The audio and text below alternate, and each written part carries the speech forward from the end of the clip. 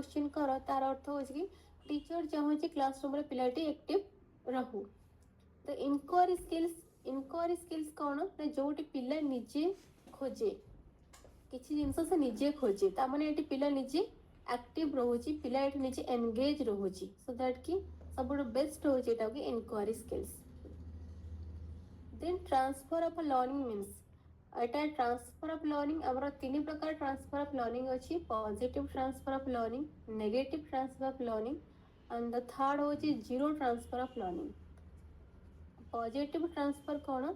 ना आम गोटे एक्सपीरियंस जो नॉलेज टा गेन कले सी आमको आउ गोटे कौन से गोटे कम साहाय्य करुच्ची ताको आम पॉजिटिव ट्रांसफर ऑफ लर्निंग कहले।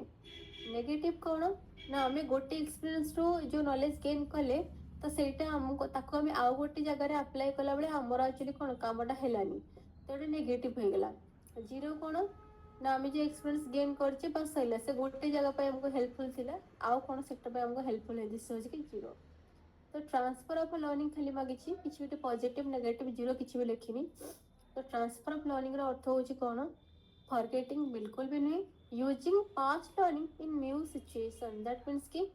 पूर्वर आम जो जिनसटा एक्चुअली ऑलरेडी पढ़ीचे शिखीचे ताको आम नुआ नुआ सिचुएशन रे अप्लाई करबा दिस इज होछि transfer of learning. Which is the highest level of learning according to Bloom? Bloom Anchor पूरा ना होची बेंजामिन ब्लूम बा बीएस ब्लूम हमको कहा जाए। ये गोटे थ्योरी देइथले ता ना होची मास्टरी लर्निंग ता साथ साथ ये 3 डोमेन थ्योरी देइथले इंस्ट्रक्शनल ऑब्जेक्टिव देइथले 3 डोमेन थ्योरी हिला cognitive domain affective domain and psychomotor domain. तो ये कहा जाउछ कि which is the highest level of learning according to Bloom. ये जो ब्लूम थिले ये 3 डोमेन थ्योरी देइथले 3 डोमेन थ्योरी रो प्रथम डोमेन होची कॉग्निटिव डोमेन। कॉग्निटिव डोमेन रे आर 6टा लेवल सब लेवल अछि गोटा होची हमरो प्रथम नॉलेज तापर अंडरस्टैंडिंग एप्लीकेशन एनालिसिस तापर हमरो सिंथेसिस हला knowledge understanding application analysis synthesis 6 number हमरो होची इवैल्यूएशन। परवर्ती पर्यायर एटा मॉडिफाई हेची माने ब्लूम्स को थ्योरीटा मॉडिफाई हेची बट एठी जो ऑप्शन अछि एठी मॉडिफाई ऑप्शन नाही। तो एठी कहल कि सबटो हाईएस्ट लेवल कोन नॉलेज जोटा ब्लूम कहि जल्दी तार अर्थ होची कि मेमोरी दैट मींस कि मेमोराइजिंग करबा ये सबटो होची कोन सबटो लोएस्ट हाईएस्ट होची कि से इवैल्यूएशन 6 नंबर से इवैल्यूएशन कहि जल्दी तो इवैल्यूएशन होची हाईएस्ट। जदि ए जगह रे ब्लूम कर मॉडिफाई लर्निंग थ्योरी पढ़ी थांता ताहाले आंसर अलग आसी थांता काहे कि ना इवैल्यूएशन टा मॉडिफाई लर्निंग थ्योरी इवैल्यूएशन टा 5 नंबर को पड़े आछि आ सिंथेसिस टा जे कि हमर 5 नंबर थिला ये हमर 6 नंबर को पड़े आछि आ सिंथेसिस रो नाटा चेंज हेकरी क्रिएटिंग हेछि तो से हिसाब से ए क्वेश्चन हिसाब राइट आंसर तो D. Next learning disability is also known as learning disability को कौन कहा जाए स्लो लर्निंग इवन हुए intellectual disability specific learning disorder या फिर कि personality disorder. Learning disability means कि आर रिलेशन निहाती लर्निंग सहित एसोसिएट अछि ये तो हमें जानले किंतु सब प्रकार मतलब लर्निंग सेक्टर रे जेते कहार मैथमेटिक्स होची तो कहार एमएल होनी कहार एमएल भलो होची तो कहार इतिहास भलो होनी ता माने हमें कोन कहबे कि डिसेबल अछि बोली कि जो डिसेबिलिटी जो देखा जाए केते गुडे स्पेसिफिक फैक्टर रे देखा जाए सो दैट कि लर्निंग डिसेबिलिटीज रो अर्थ होची कि से पिला जे कि लर्निंग रो केते गुडी स्पेसिफिक जगह रे डिसेबल फील कर बा केते गुडी स्पेसिफिक फैक्टर एक्चुअली से कोन अधिक रु अधिक असिस्टेंस दरकार करूचंती तो से टाइप रो तो दिस इज होची specific learning disorder. Next inclusive education mainly aims at inclusive education लक्ष्य होची कोन प्रथमटा तो बिल्कुल नुहे द्वितीयटा equal opportunity for all learners ये भी नुहे मो टिकिया को डिस्कस करिछि इक्वल अपॉर्चुनिटी साथ साथ ये इक्विटी कथा कहा जायछि ओनली टीचिंग डिसेबल चिल्ड्रन ये भी नुहे स्पेशल स्कूल ये तो बिल्कुल भी नुहे जदि आम ये देखा राइट आंसर किए से ये 4टा भितर चार्टा भी तो मु कहबी बी भी राइट आंसर नुहे कहीं ना एक्चुअली इनक्लूसिव एजुकेशन रे इनक्लूसिव एनवायरनमेंट रे इक्वालिटी साथ साथ इक्विटी को प्रायोरिटी दिया जायछि बट एठी ओनली ऑप्शन नहीं है जदि ये ओनली ऑप्शन था ताहले बी ऑप्शन भी रॉन्ग ही था जेहेतु ये ओनली लगा जाएनी तो सही हिसाब से बी ऑप्शन से ही इनक्लूसिव एनवायरनमेंट रे इक्विटी साथ साथ इक्वालिटी को प्रायोरिटी दिया जाए so equal opportunity for all learners according to Piaget egocentrism appear Piaget के हिसाब से इगोसेंट्रिज्म केतेबेले देखा चाइल्ड भितर केतेबेले देखा जाए देखो मु कहितली गोटे होची sensory motor period pre operational period concrete तापर आसबो फॉर्मल ए जो पिला केतेबेले इगोसेंट्रिज्म हुए जेतेबेले पिला सपोज कि हमर इन्फांट स्टेज कंप्लीट करी कि हमर चाइल्डहुड स्टेज को जाए सेतेबेले पिला भितर इगो आसे हैला तो ये इगोसेंट्रिज्म हमर पिलाटी प्री ऑपरेशनल स्टेज रे ही फेस करूची देन क्रिएटिविटी कौन डाइवर्जेंट थिंकिंग या आंसर तो कंप्लीटली राइट कन्वर्जेंट ये राइट नुहे रोड बिल्कुल भी नुहे डिसिप्लिन भी नुहे जदि ये ओरिजिनालिटी था ताले सेटा भी राइट ही था तो क्रिएटिविटी अर्थ होची डाइवर्जेंट थिंकिंग क्रिएटिविटी कहले वन्स ओरिजिनल कैपेसिटी ओरिजिनल कौन सी क्रिएटिविटी को ही बुझाए तापर democratic classroom encourage democratic classroom कौन एनकरेज करे ना समस्ते एक्चुअली सभी पढ़ते सभी पढ़ते दैट मीन्स कि समस्त पार्टिसिपेशन को एनकरेज करे तो डेमोक्रेटिक क्लासरूम अर्थ हो कि जोटी भय नथिबो जोटी पिला पैसिव रहू नथिबो जोटी पिला को माड़ कि गाली करा जाउ नथिबो जोटी टीचर जी रोल अच्छी स्टूडेंट जी रोल अच्छी मैंने पार्टिसिपेटिव बा शेयरिंग क्लासरूम कहा गले चले पाब्लो एक्सपेरिमेंट कहाँ ऊपर करथिले एक्सपेरिमेंट कहाँ ऊपर base करिछि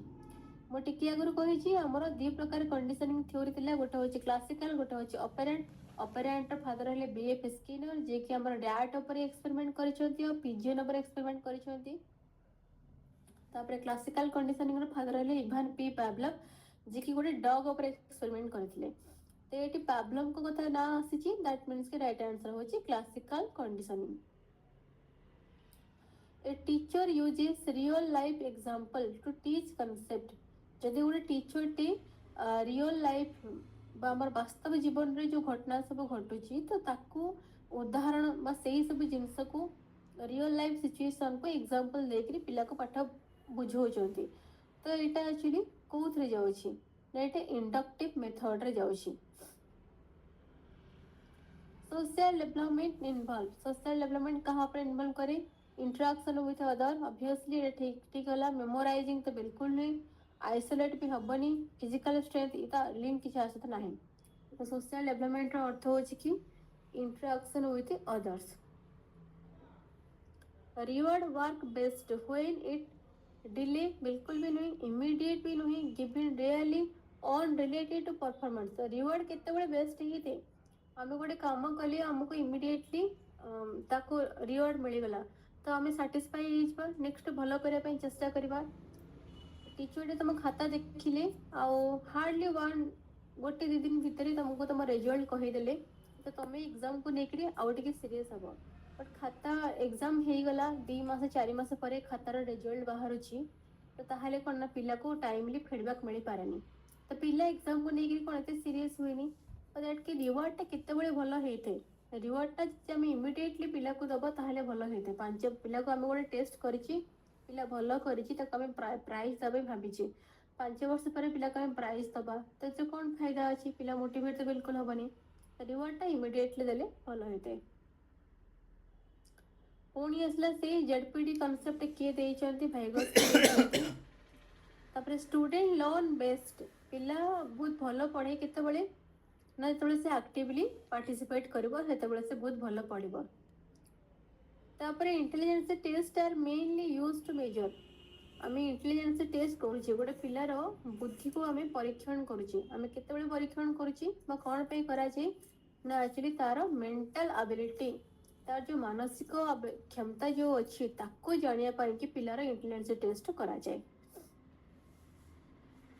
A teacher ask easy question first then difficulty one this follow तो ये क्वेश्चन कहो कि टीचर फास्ट गोटे इजी क्वेश्चन पचारे तापरे डिफिकल्टली क्वेश्चन पचारुचंती। तो एमती कहीं करा जाउछि एक्चुअली ये भी हमर से थॉर्नडाइकर जो लॉ आ हमर जो स्ट्रेटजी अछि आ सहित रिलेटेड अछि। देखो टीचर फर्स्ट इजी क्वेश्चन पचारे चलो आमे क्लास को जाऊ 1 क्लास पिलाटे सपोज कि नुआ करे एडमिशन करिछि आमे ताको सडनली किछु डिफिकल्टली क्वेश्चन पचारिबा टीचर को नहीं ता भितर भय पळे आसीबो पाठ को नहीं भय पळे आसीबो। तो प्रथमे आमे ताको केमिति पढ़ा स्टार्ट करबे ना आमे प्रोसीडिंग कला बेले इजी टू कॉम्प्लेक्स आड़ को जिबा हला फास्ट आमे ताको सहज जिंस बुझेबा तापर आमे ताको डिफिकल्टी आड़ को नेके जिबा। देखि दिबो स्कूल पिला मानकर जो बही अछि मन को गोटे 6 क्लास पिला 6 कंप्लीट कला 7 क्लास को गला 7 क्लास बही रे फास्ट जो चैप्टर टा थाए मैथमेटिक्स खास कर लिखाई दो कि पूर्व पाठर आलोचना तो सेठी प्रीवियसली पिला जहाँ पढ़ी तो सही टाइप से क्वेश्चन गुड़ा थाए ता माने एठी कोन होची एक तो पिलार एंट्री बिहेवियरटा मेजर हो गला तापर एठी पूर्व पाठ जो पिला पढ़ी तो पिला से ताको देखिले खुशी हबो कि हाँ मु तो एटा पढ़ी ए टाइप रो क्वेश्चंस अछि पिला आराम से सॉल्व करिवो तापर धीरे धीरे पिला कोना कॉम्प्लेक्सिटी आड़को से जीवो। So that teacher ask question first then difficult once तार अर्थ हो कि पाठ पढ़िला बेले टीचरटा इजी टू डिफिकल्ट आड़को जाउछि पिलाटा बा टीचरटा सिंपल टू कॉम्प्लेक्स आड़को जाउछि। A child who prefer working alone so गोटे चाइल्ड जेकी ताको एकुटिया काम करने पसंद मतलब कि से एते सोशिएबल नहीं से कहा सहित मिसेनी कथा तो भल लगेनी ता माने से को टाइप रे हेतु ना से इंट्रोवर्ट हेतु जहाँ को अन्य सहित मिलामिशा पसंद नहीं एकुटिया रहा एकुटिया बसिया पसंद ता माने से होचंदी इंट्रोवर्ट। तो एटी सी रे हमर इंट्रोवर्ट जन अछि तो एटा होची राइट आंसर। तबरे constructive feedback should be constructive feedback टा केमिति हेबा दरकार एनकरेज एंड हेल्पफुल जो कंस्ट्रक्टिव फीडबैक हेतबो तो एटा चाइल्ड को नेक्स्ट काम करिया पय के एनकरेज करूथबो आ ता पय कि हेल्पफुल भी हेतो होची। Which of the following is not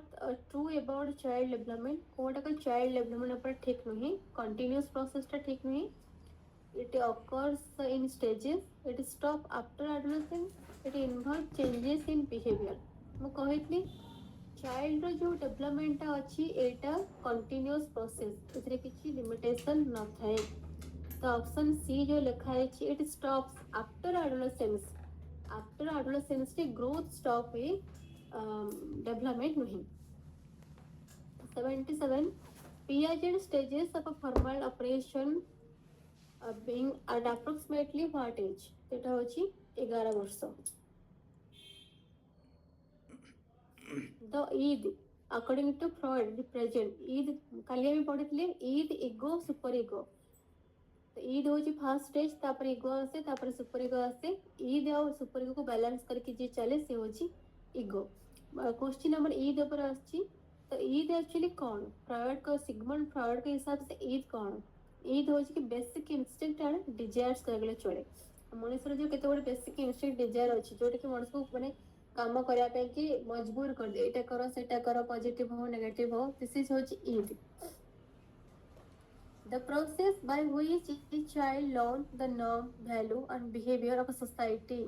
आपको सोशलाइजेशन कहा जाए जो प्रोसेस रे हमें सोसाइटी रो वैल्यू को सोसाइटी रो नॉर्म को बिहेवियर को हमें स्टडी करूचे this is called socialisation. 80 question है which learning theory emphasise the role of reward and punishment तो obviously behaviourism reward and punishment कथा बिहेवियरिज्म ही कहती। तो आज एतिकी थाओ